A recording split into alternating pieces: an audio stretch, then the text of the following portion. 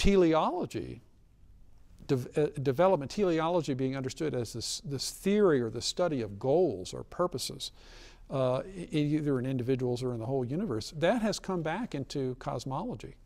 The idea that maybe there is some reason that the universe exhibits the properties it does. Maybe it's not all just absurd. And the search now is to discover, well, what might those be? Can we develop a set of principles that would be scientifically respectable in some way, and which would not return us to a pre-modern conception of divinity, right. But would in some way, and this is I think what you're pointing to, but that would point to the possibility of a way of understanding evolution which would go beyond the limits of Darwinism and mechanistic materialism.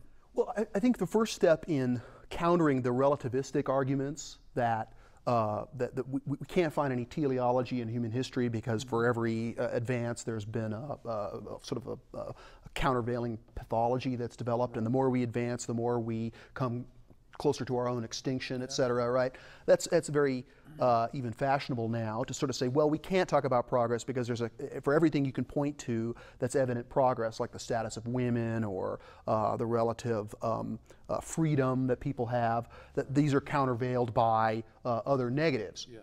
Right. And so I want to, I think it's very important that we take that argument seriously, because I think that what an integral understanding is pointing to is that the same teleology that you spoke of that can be found on one end of the evolutionary timeline, like for the fine-tuning of the Big Bang, I think we can also find a lot of evidence for teleology at the other end, the cutting edge of human evolution, where we are now.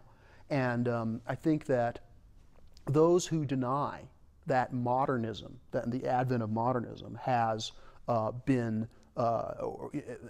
unprogressive, or that it's been regressive, I think in a sense that there's a denial of a good that's being used.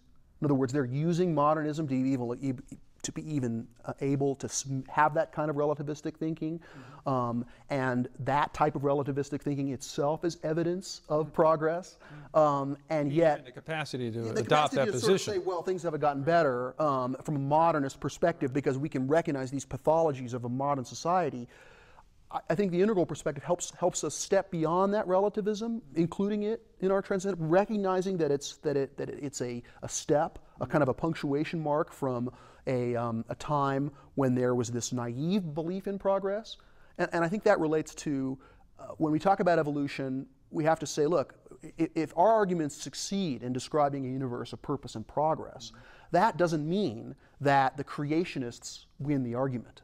I mean, we are not advocating that at all, and it's almost a, there's the media fanned almost artificial debate between creationism and neo-Darwinism sort of has a tendency to suck all subtlety into these black and white players. But what we're trying to describe is that we take Darwinian evolution on its face and agree that that's the way it is, and we don't have any rear guard action to fight against that. But we're looking at it in its fullness and agreeing with it thoroughly and saying, look at what goes with it. That is a humanity that's clearly drawn by a teleology to improve the human condition, right? We want to make things better. That's one of the things that clearly makes us human. You know, animal needs can be satisfied, but human needs expand infinitely. Yeah. And that's because our conception of the good expands infinitely as we progress in our evolution by these stages that we understand through integral philosophy. Right.